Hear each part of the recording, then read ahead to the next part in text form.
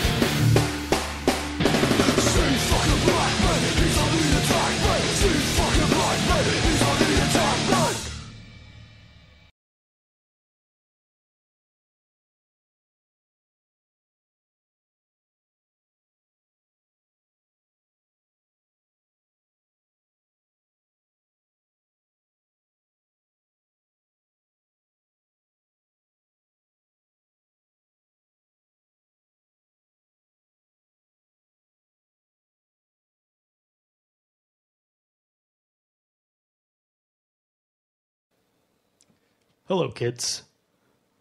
My name is Super Blizzard. I was brought before you here today to help instruct you in the fine language, or to be more precise, spelling. I'm being assisted today by Mr. Damian Sandow on vocals. I'm going to play guitar. If there's no further questions, we can begin. D is for deliberate speech, the pure and honest way, never speaking until you know exactly what to say. A is for appreciating all the finest arts, expressions of the human soul that warm our wanting hearts. M is for magnanimous and merciful the same, for every king that's worth his crown has mercy to his name. I is for intelligence and sharpness of the mind, a quality divine assigned to all great men you'll find. E is for exuberance, for knowledge newly found, for no great journey ever started staring at the ground. N is for nyctophobia, the fear of darkness deep, why all great genius knows to keep a nightlight while you sleep. Very good. That concludes the first half of our lesson. Are there any questions? I see there's no questions, so if you will so oblige me, we shall move on to the second half of our lesson. Silence, please. Mr. Sandow. S is for sympathy, a most important trait. To understand your fellow man is to be truly great. A is for accomplishment and a healthy sense of pride, for even the smallest of victories may fill you up inside. N is for nightlight. I know I'm repeating myself, but I cannot stress enough how important nightlights are to the development of human genius. D is for demonstrative, with kindness and with love. With what we show, we shape the world that we are dreaming of. O is for oblivion, the great unknown. What are you more interested in? The money that WWE are going to make this week, all that money that Sony is about to make PS4. Well, I would say two are mutually exclusive. Now, are you big time stacking again?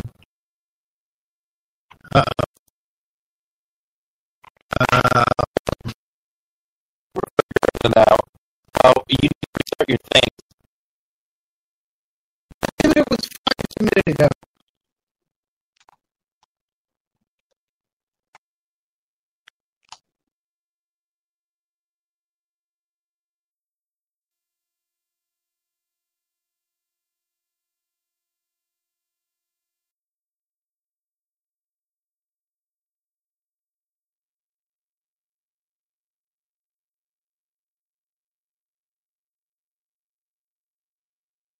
All right, check. Check.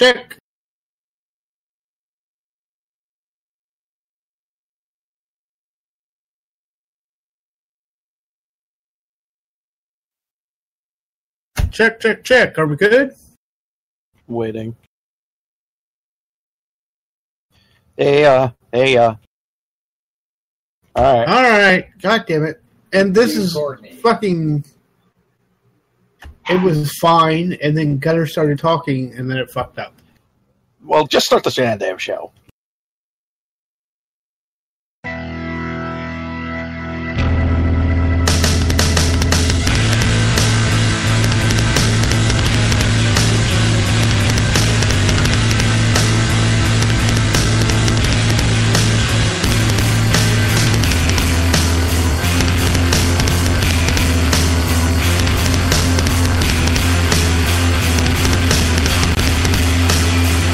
Oh man, guys.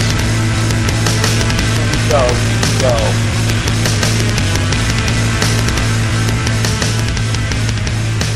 Alright, so welcome to the episode number 212. We're at boiling temperature for water, ladies and gentlemen.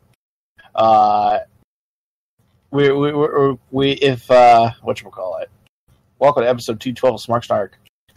Give us a call. 802-408-9666. 812-408-9666. 812-408. Woo. Oh my god, that was the worst. Please never. It's gonna be like this tonight. Oh, shut up, Donkey Lips.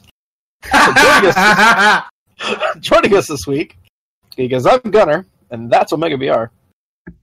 I can't wait for VR in WWE 2K, where I can boo Roman Reigns from my seat, and then turn slightly to the right and see a grown man cheering Roman Reigns, and then turn slightly to the left and see a grown woman cheering Roman Reigns, while holding up a sign that says Reigns Catcher. Can't wait! I understand that your sexual fantasies with that VR thing are just ridiculous, but I am not paying $400 for that VR set. I'm just saying. Well, I'm gonna do a match with Bayley, and I'm gonna let her get me in a headlock for about 40 minutes. All right, that's it. Nope. Also on the show with us tonight is Save Us Dog. Dog, please save us. I got 2 words, motherfuckers. Sony wins. That's all you need to know. Yanka DDS is our technical producer. Oh, Jesus Christ. Sometimes I hate this job. And by sometimes, I mean always. We got WFC Masters in the house. Insert witty joke about E3. I really liked it. It's fun. Oh, I didn't see Raw. I'm sorry.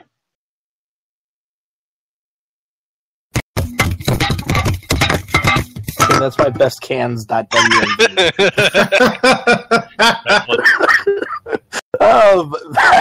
Also, Vassar's here. Speaking of VR, Bethesda, Skyrim, Modability, VR. You see where I'm going with this? We also have NetJester. Hi, everybody. And tonight I've only got one little word to say to you. VR. And Okay. Donkey Lips is here too. Right now, I'm gauging myself about Norman Reedus inside Kojima's new game. We're a melting pot of friendship here on Smark Snark. Just saying. We got a lot of ass in E3 as well, which is always a thumbs up. Mm-hmm. Just don't you dare bring up Vietnam. Speaking of Vietnam and things you can't win, Billy Corgan is close to buying a minority stake in TNA if he hasn't already. TNA CFO and COO Dean Broadhead. Oh my god. Okay, seriously? Dean Broadhead? That's gotta be a porn name, dude. That has to be a porn name.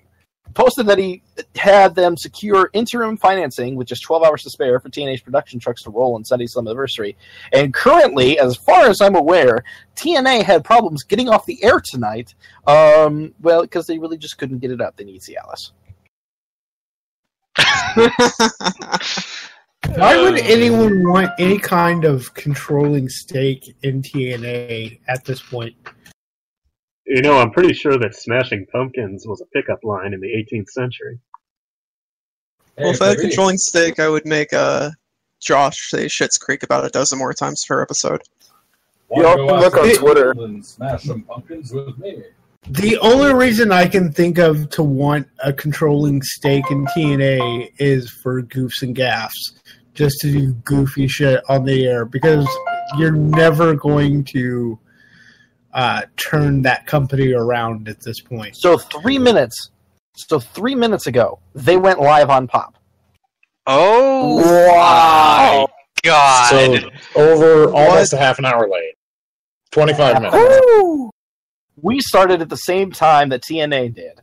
We're supposed to start at 9 o'clock. We're going We head to never head, fucking baby. start at 9 o'clock. Are you kidding me? That's fine. This is sickening. This is sickening. They are in so much trouble. No, this is great. This They're is going down a this whole is the last. Yeah. Slammiversary all didn't the even show. almost happen on Sunday. Which is funny Oh, because as far as the broadcast, like the actual technical side of it, it looked fine. It wasn't really that bad. So what happened with Slammiversary? Why didn't it almost not go on the air? They didn't have the money to. Really? Wow. That's kind of sad. I want to feel bad for TNA, but at the same time, I just want to sit back and keep laughing at them. Yo, Brother It's not Nero. even funny anymore, though. Brother Nero, though. Oh, It's not over. That's that not was over. so fucking... Oh, my God. Oh, we'll Yes. touch on that. You're still tilted from that, aren't you? Dude, I am so mad. So mad about that still. That's why I'm glad I chose to go Wednesday night to Full Sail instead of to Universal on Sunday.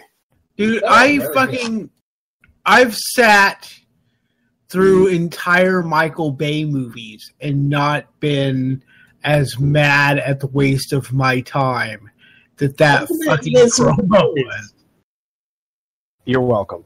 And by the way, there's apparently more in the can. That's exactly Oh, like yeah. that. Oh, yeah. This ain't over, Yankum. You got more reaction videos coming. All I can say You're is not the allowed to- Evangelion you- parody was wonderful. You're not allowed to. You're not allowed to watch any more TNA promos. And I think that's a blessing. Oh, thank God! Unless thank- it's on the show. Unless it's all we're gonna make you do it. I was so Yep, excited. this is a new when you segment. said I We're never gonna get have to so watch many that. views. We're gonna get so many views. We're gonna get rich. All right. Speaking of our number so of many viewers, views. all 32 names have been revealed for the WWE Cruiserweight Classic, including Tajiri, Kota Ibushi, Brian Kendrick, and Arya Daivari, the brother of former WWE star. Amazing Okay. Red would have been in the field if not for an injury. Daivari has been an independent wrestler up in Minnesota for pretty much since he left WWE, and he's gotten better and better. He's pretty damn good now if you haven't seen him, and he's some local feds champion around here. And I'm pretty excited for the dude. Plus, all those years ago, the story about him kicking the shit out of some dude on the bus who was attempting to hurt people. If you've never heard that one. I'm just happy that Tajiri's in it. Our loyal Vassar follower, the only person in the world that likes Vassar, has mentioned that we should not forget that Johnny Gargano is on that list of 32 names as well. I cannot wait for this series to kick off. It's going to be amazing. And I'm so glad that it's in Orlando. I don't see Brian Kendrick going very far. I see Kota Ibushi going to the finals against Andrade, and then Andrade beats him.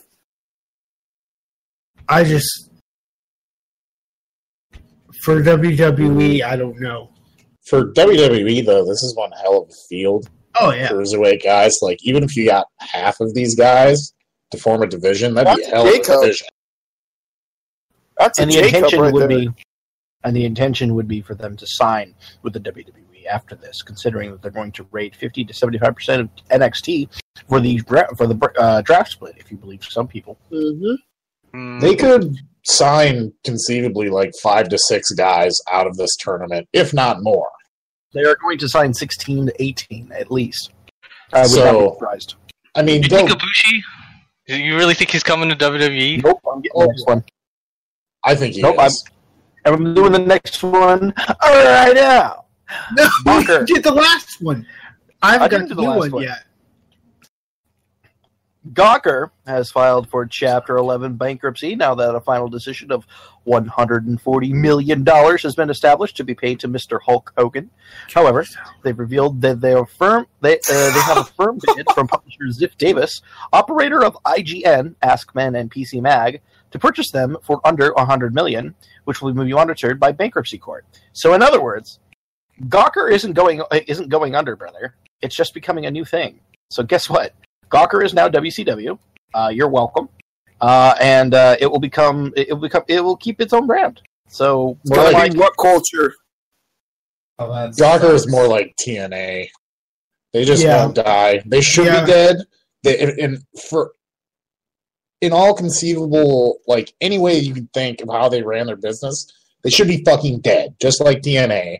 But somehow, some way, someone with money came save their asses again. And they're going to do the same dumb shit. Here's what's going to happen. One of these other media companies is going to buy them out. CBS and they're gonna, Radio. Well, here's why they want them. Because it's an existing infrastructure that already has millions of views going onto it daily. Rather than starting fresh, they now have an opportunity to snag up infrastructure, web infrastructure that already exists and already has following, and then just do whatever they would have done. It's not. It'll be Gawker in name only. They're not going to be Gawker anymore, which is absolutely fantastic. I would have preferred that they were forced to take all of their servers outside and burn them in a giant pyre, but I didn't have the money to buy them up, and so that's not what's going to happen. How about the best this? part about this? No more Kotaku. No, the purchase is specifically for Kotaku. That's the audience they want. They will keep Kotaku and They will there was a probably sports just one? blend it with IGN like they did with GameSpy back in the day. Right. Well, their sports wait. website, I can't remember the name of it. Yeah, that one is apparently really popular, and from what I've heard, not that bad. I don't know. I refuse to go to anything Gawker owned. It's like I don't step foot inside of a Red Lobster because I know what goes on in there, and I just don't want anything to do with it. You have a fish fetish. That's why you don't go in there. You're not allowed in there anymore because the police escorted you last time after what you did to those lobster shells. He's talking about the numerous drugs that go on behind the scenes in the kitchen. It's okay. Well, I was talking about the fact that they serve shellfish and I'm not allowed to eat it, but, you know. And then he rapes lobsters. Whatever you're... WWE has told Sky Italia to start reserving extra time for pay-per-view events, as the duration of those shows will vary, suggesting that the brand split may extend their run time. So in other words, oh dear Jesus. So not only are we getting 2 pay-per-views a month, but we're getting longer pay-per-views a month. Oh my God! It's the writing all on over again. already. I don't want this. I don't want more pay-per-views. We already had enough of brand split. What was it? 18 pay-per-views in 1 year. Honestly, with the current format, they have too many pay-per-views as it is. Right. You know what the really infuriating thing is? Like, they've already declared. Well, not declared, but like you can see their intent to like change pay-per-views into pretty much the new Raw without any commercials. Like, they don't change the sets anymore. This is what I want.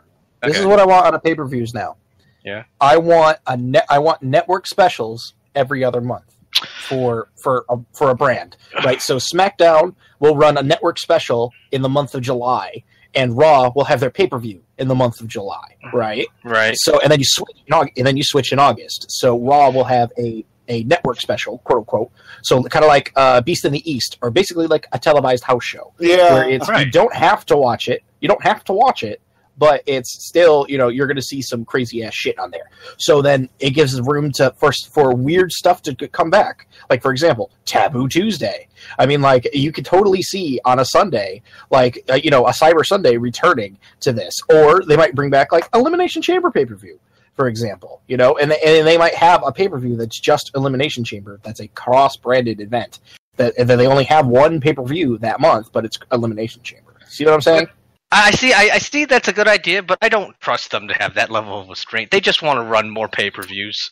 It doesn't even make sense for them to do that, but it does at the same time, because, like, for them, for the network, it's like, we just run more pay-per-views. We own a network now. Oh, God. Like, they could easily do that now. There's nothing stopping them. If they're even going to keep the number of pay-per-views they have now, they need to split it. It needs to be half of them are Raw pay-per-views, or roughly half, and roughly half are SmackDown, with the big 4 being mixed. SummerSlam, Night of Champions, Survivor Series, Rumble, WrestleMania, and the Rumble. Those are the only ones that need to be mixed. The other 27 should be separate. 27? They said 22 pay-per-views total, which would take away the 4. The main I don't ones, know how many they actually have. I'm just saying that right now it feels like they're running about 8,000 pay-per-views a year, and I'm fucking exhausted. So now more than ever, they need to make sure every single person has a storyline, and a somewhat interesting one, because otherwise, I mean, look at this Money in the Bank show. There's a lot of good, but then look at the pre-show. I didn't even know what was happening this week. Instead of for the 3rd time, we'll see Baron Corbin versus Dolph Ziggler for the 6th time, and it will be on the main show. Are we done with that yet? Are they still going to be running that program until my eyes bleed? Here's the problem. Here's the problem. How many hours in total are we going to see of WWE programming? Oh, like with these pay-per-views, we're going over 12. That's a lot of time to fill. Will they cut down Raw? That's the bigger question. No, they can't cut down Raw because USA Network wants them to keep 3 hours because that is a lot of ad time for them. Like, as much as we all want Raw to cut down, the network doesn't want it because that's good money for them, which is infuriating, but that's how it is for the current situation. And remember, Trips is on record as saying that he would like to take it back down to 2 hours, but he can't because of USA. Right. So I mean, we're going to get 9 hours of WWE programming, up to 10 if SmackDown goes to 3 hours, which nobody wants, but USA, because they can drive up the ratings and whatnot on weeknights like Monday and Tuesday. And if it's successful, why wouldn't you? It still sucks though. So apparently Triple H has been. By the way, WWE has been reaching out to former talents over the last week or so to see their interest in returning to the company once the brand split hits. So we might see a bunch of the lost mid-carders from all the mid-carders from 2009 to 2012, which is about back in the company, except for CM Punk. Whatchamacallit. And this would be funny if she wasn't dead, but Triple H is currently in China overseeing some WWE tryouts. But at God damn it. God, too soon. This isn't a family show. It's not even that it's too soon, it's just the joke sucks. The goddamn body's not even cold yet. Like China? Oh, too many people inside. Jesus. So, 59-year-old... No, that's not the one. We're on. It appears Brock Lesnar will be representing Canada at At UFC 200. He moved to Saskatchewan years ago. That reaction was great. He bought a giant farm up there, and he's been living in Saskatchewan for at least 3 years now. Brock doesn't like people. Yes, but, I know that. Yeah. Okay, but there's plenty of places in America where you could get a shitload of acreage and not see people. I mean, granted, you'd probably have to live in, I don't know, like Kansas or Montana or something. But, I mean... He wants to go to the uninhabitable place. That way he can survive. So, what are the odds that the Brock Lesnar that we've been seeing all these years, he's had to shave? I'm pretty sure this confirms that Brock Lesnar is, in fact, a Yeti. And he's returning to bearded Brock Lesnar. The Yeti! The Yeti! Yes! Yeti. He is the son of Yeti. All right. Moving on here. 59-year-old Patricia Ann Crow. This is my favorite news segment of the year, by the way. Oh, my God. 59-year-old Patricia Ann Crow was arrested after holding independent wrestler Paul Lee at gunpoint at an AWF show in Ringgold, Georgia. Crow got mad at Lee for holding another wrestler in the ropes and approached them with a knife to try to cut him down. After Lee told her to sit her toothless self down, quote unquote, she drew a .38 caliber handgun, which Lee was able to take a hold of before restraining Crow until police arrived. She was released on $4,000 bond and has been banned from all future AWF shows. I love this so much because it happened in Georgia and it's worth all the schmeckles. All of the schmeckles. Oh, that's my heat, God. Brother. That is heat, brother. Oh, my God. Someone hire this man. Lord help me. Lord help me someone does that. Lord help me. That is the best. That is one of the best heat stories ever. I mean, that's better than Chuck Taylor making kids cry. What? I just question why you would say that to someone who's holding a knife and who's already whipped out a knife at a wrestling show and is trying to cut ropes. All I've got to say is a classic quote from Raven. What a mark. Yes. It's worth it to have those stories because those are the ones that you tell. Those are the ones that after 30 years in the business, you tell the kids coming in that this happened to you because it's so fucking good. Oh yeah, say kayfabe is dead. Well, this is the story that guy tells the new guys when they come in, so that they understand how fucking over he was in this promotion. He's like, look, I got a bitch to hold a knife and then a gun on me. Like, that's how much fucking heat I had. Mm-hmm. And to finish this off with as something that's a little more ridiculous, of all people, Blank appeared in Nacho Libre costume along with a few luchadors at Fight Night 2016 for the Give Sight 25 charity. And that Blank... Realize we can all see that on the run sheet. We know that. I know. You fuckhead, you didn't ring in. You didn't need to ring in, nor does anybody else listening to this podcast actually know what's on the run sheet right now. You fucking Mark. I'm not even Good looking job at exposing the business, you retard. I'm looking at West. I don't know what's on the fucking run sheet. But I believe, West? that Yankum was the one. Okay. Yankum was the one to beep in here. Thank you. Sorry, West. Forgot about you. Okay, so it was Blank appeared at.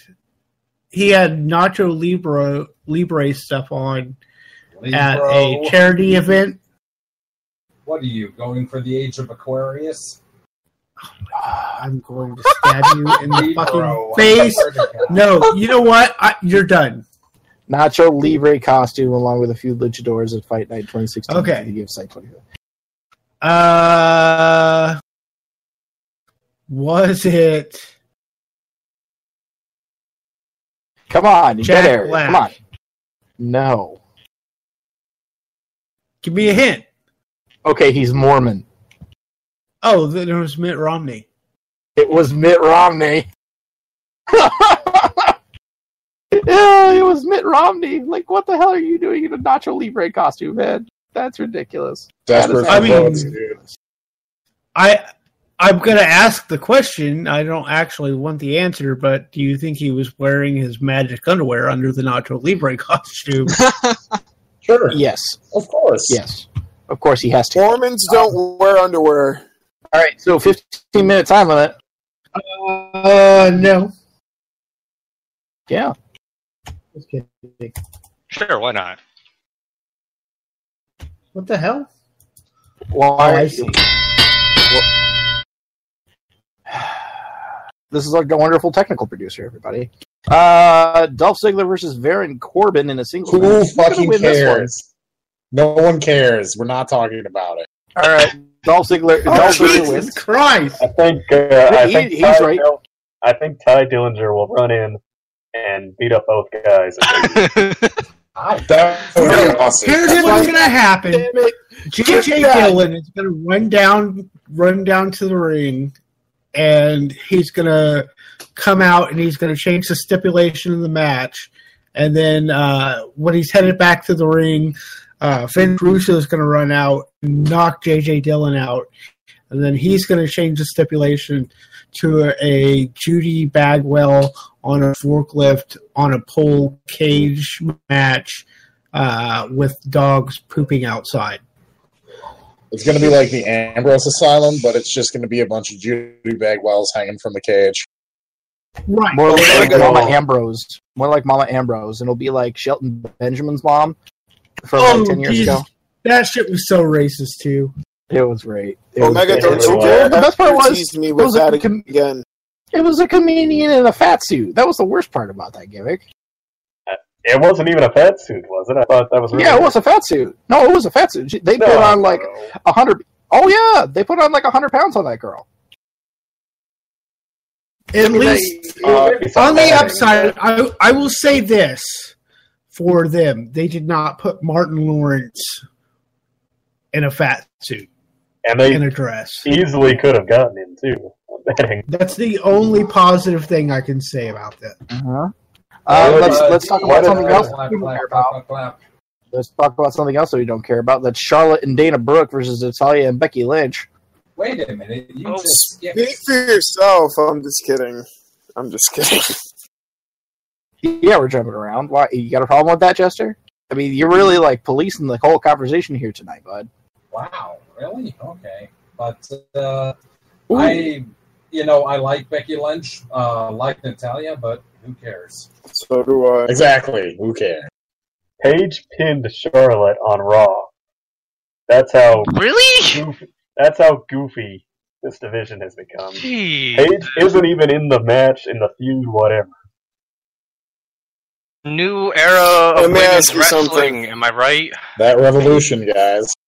Yeah. New How era about that 50-50 revolution? booking.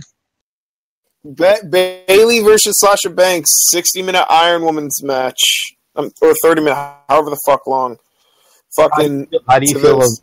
How do you feel about that being the peak of this whole thing? I mean, really, that's the worst part. All they had to do was a women's Money in the Bank. I agree. No. If they had a Who would women's you Money in have the Bank, won? everything would be better. It probably would have been pretty cool. Another thing we don't care about: Rusev with Lana versus Titus O'Neil for the Fuck singles you. match. For the I care WWE about this United match. States I want to see Championship. Titus squashed in like Yeah. a half No. a second. It'd be so great. So No, many he's Titus gonna fans. win. Does he get the Luger treatment? Does he get the Luger treatment? He's either going to get completely squashed as revenge for his touching of Vince McMahon, or he's actually going to get a little bit of a... he's going to go over somehow because Vince has Yeah. realized he's fucked up. I think he's going to win, honestly. Why isn't Swagger winning? I I- want Swagger running. Well, again, Titus is the number 2 charity guy they have behind Cena right now. He Good point. consider the angle they're running with the Miz and the IC title, which is basically that Miz is shooting a movie, and every day he's shooting a movie, he gets to keep the title. You need a strong kind of mid-card champion. It could be Titus. He could Can I go just ahead take and a be. second to say It's that- America time. Go ahead. That's a fantastic way for him to not have to defend the title.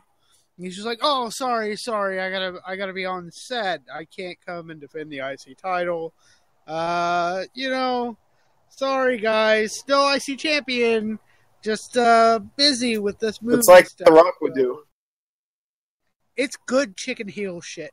Chicken shit heel stuff. We got it. We got it. All right, so moving on here. Apollo Crews versus Sheamus. Is this actually on the pre-show? This is one of Yep. the matches I was kind of looking forward to. Who cares? It'll be a decent match.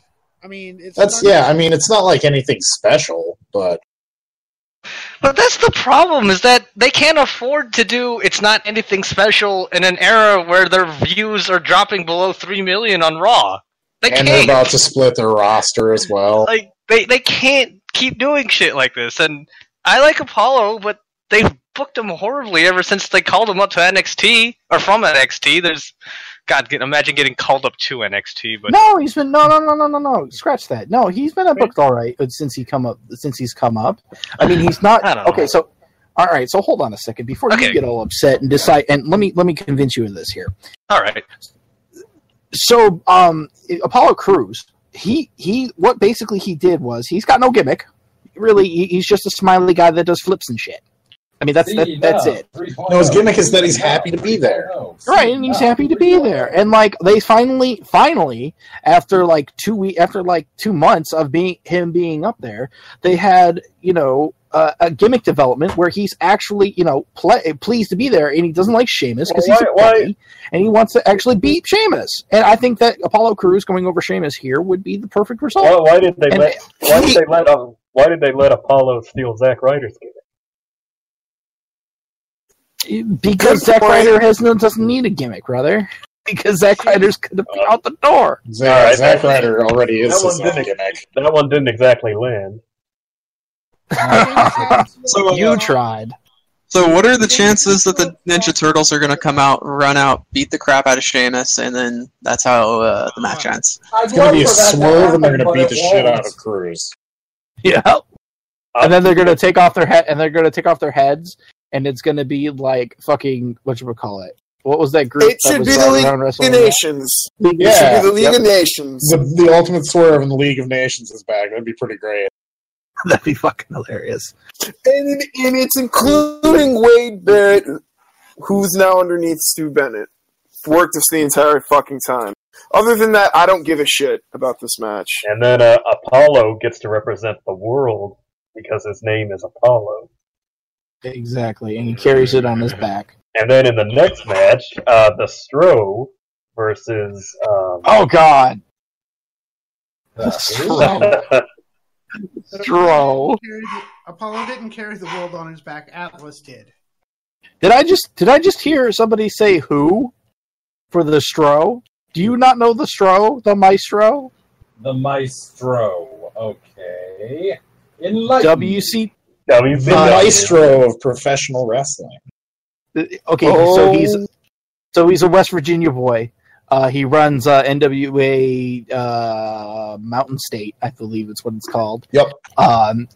With that great opening promo. If you haven't seen it yet, go YouTube that shit. But it's the Stro, and it's his promotion. And he came out in WCW in like early 90s.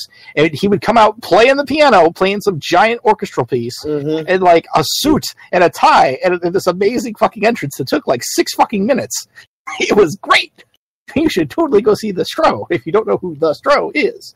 But enough of the Stro, because we're not talking about the Stro here. We're going to talk about not a guy, not a bad guy, not a good guy, but the guy, Roman Reigns versus Seth Rollins for the WWE World Heavyweight Championship, because, we don't care about the other 3 matches, we care about more.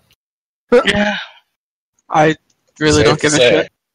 Roman's going to win. That's all that needs to be said. I mean, I know they're going to put on a good match, and Seth is going to make Roman look strong, damn it, but this is just continuation of what should have happened at Survivor Series last year. Is Roman 2 questions. going over Queen over Seth Rollins?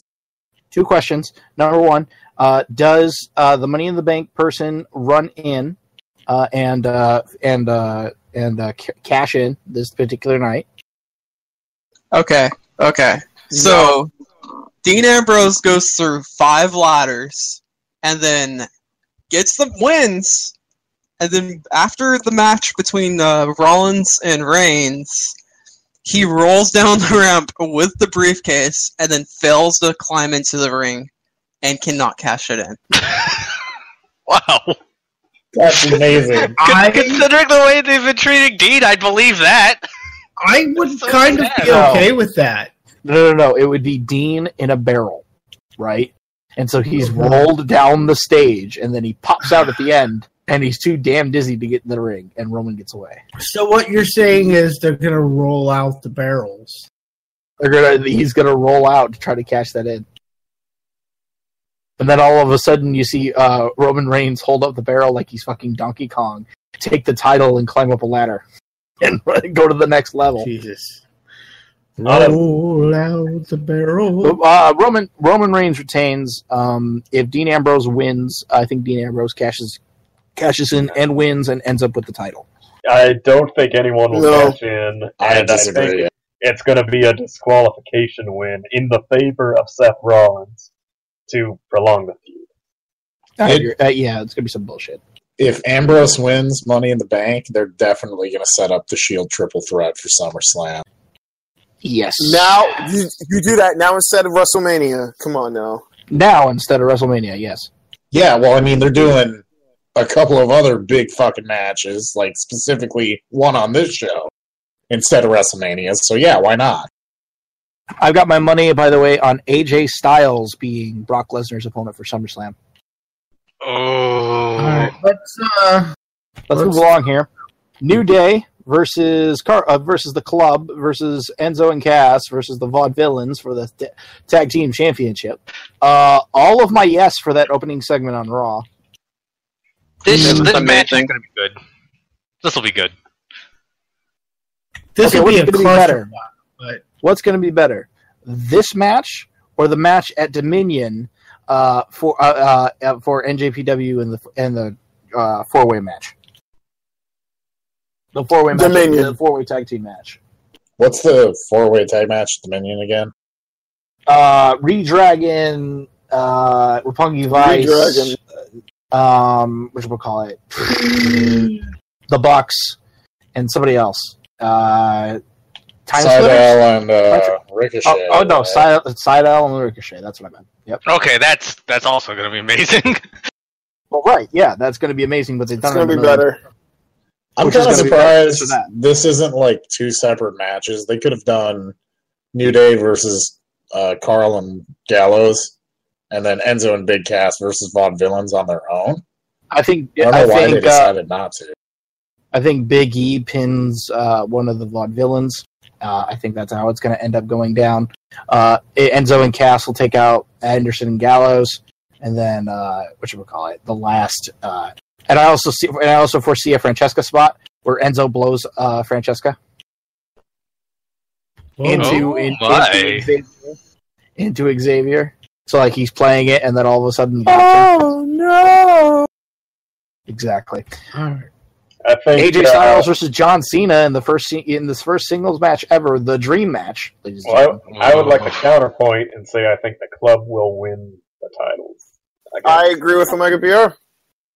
They started mentioning the number. I only disagree with that because I think that the club will win them, but at SummerSlam, because they want to get the record onto the New Day, the consecutive record. 3 minutes.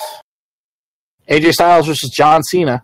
The match of the match of the past 15 years that everybody's been waiting for. Wins. Not really very hyped for this match, I gotta be honest with you. Me neither. That segment on Raw killed a lot of my hype because it was once again the same old, Cena dogs the guy and then the guy kind of bites back a little bit and then Cena freaks out and acts like the guy's disrespecting him and it was no different than when Owens did it, and Raw, every single Cena opponent.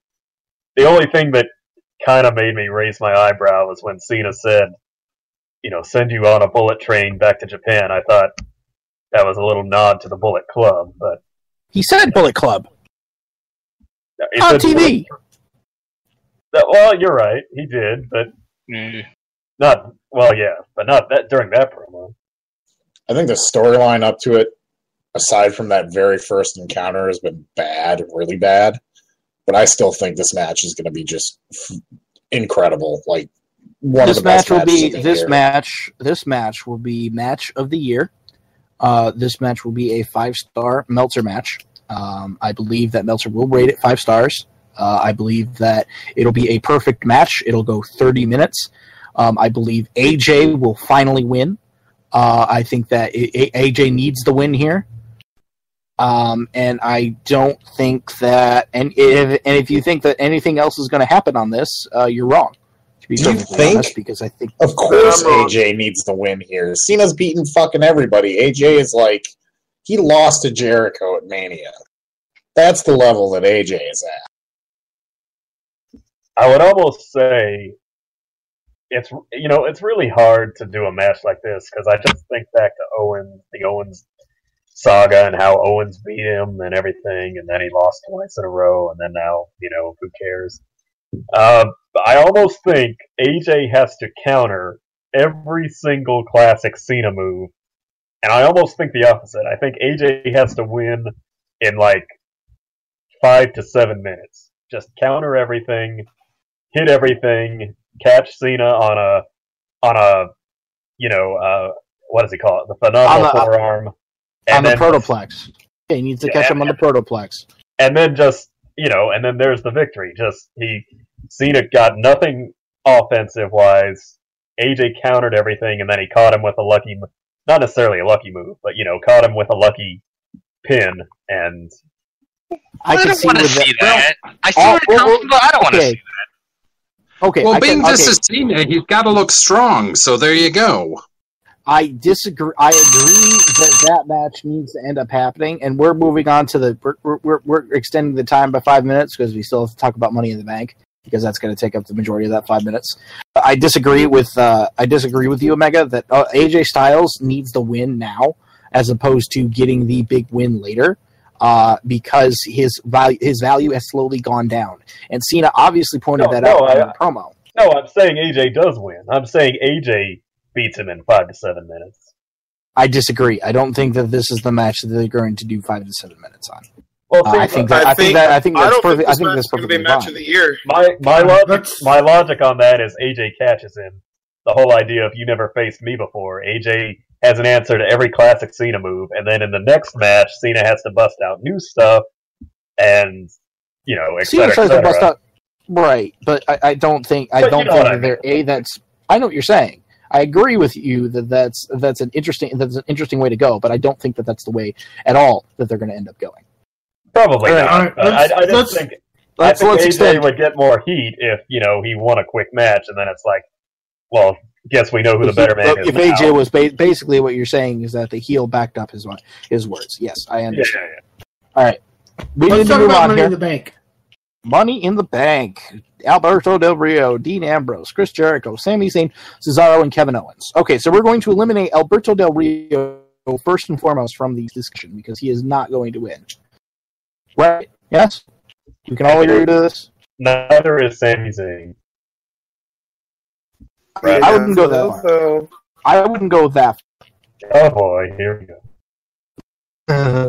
I think that the only person that you can seriously eliminate from the match is Alberto Del Rio, considering that he's going to be the veteran calling it. Yeah.